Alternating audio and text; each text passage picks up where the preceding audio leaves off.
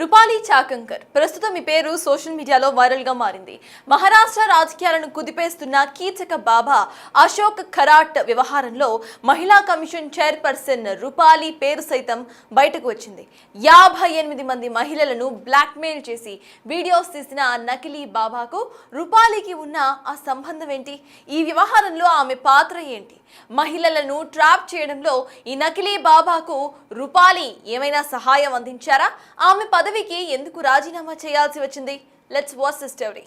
మహారాష్ట్ర మహిళా commission chairperson గా పనిచేసిన రూపాలి చాకంకర్ ఇప్పుడు హాట్ టాపిక్ గా మారారు. నకిలీ బాబా అశోక్ ఖరాట్ నాసిక్ లోని శ్రీ శివనికా సంస్థాన్ నడిపేవాడు. ఇంతకు ముందు నేవీలో కెప్టెన్ గా పనిచేసిన అశోక్ ఖరాట్ బాబా అవతారం ఎత్తాడు. జ్యోతిష్యం, ఇక న్యూమరాలజీ, బ్లాక్ మ్యాజిక్ అంటూ రాజకీయ నాయకులు, అధికారులు, ధనవంతులను సంప్రదించేవాడు. ఒక్కో సందర్శనకు 50 లక్షల వరకు వసూలు కూడా చేసేవాడు. అలా 100 కోట్లకు పైగానే కూడబెట్టాడు. అయితే ఇటీవల మత్తుమందు ఇచ్చి తమపై అత్యాచారానికి పాల్పడ్డాడు అని నకిలీ బాబా అశోక్ ఖరాట్ పై కొందరు మహిళలు పోలీసులకు ఫిర్యాదు చేశారు. వీరి ఫిర్యాదుతో ఈ నకిలీ బాబా అసలు భాగవతం బయటపడింది.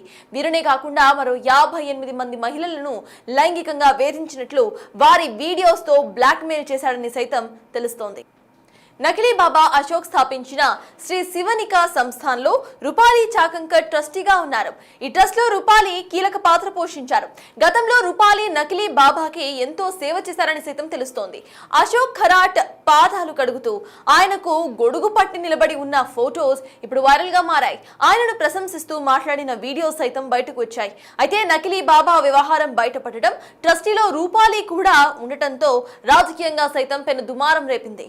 మహిళా కమిషన్ చైర్పర్సన్ గా ఉండి మహిళలను వేధించిన నకిలీ బాబాకు ఎలా మద్దతు ఇచ్చారంటూ సామాన్యుల నుంచి రాజకీయ నాయకుల వరకు తీవ్ర విమర్శలు గుప్పిస్తున్నారు. నకిలీ బాబా వ్యవహారం దేశవ్యాప్తంగా సంచలనంగా మారడంతో సీఎం దేవేంద్ర ఫడ్నవీస్ ఆదేశాలతో మార్చి 20న రూపాలి మహిళా కమిషన్ చైర్పర్సన్ పదవికి రాజీనామా చేశారు.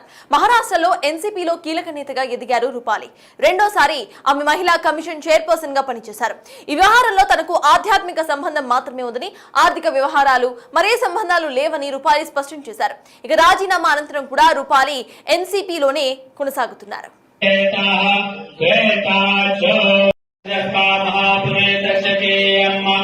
ఓం హరి ఓం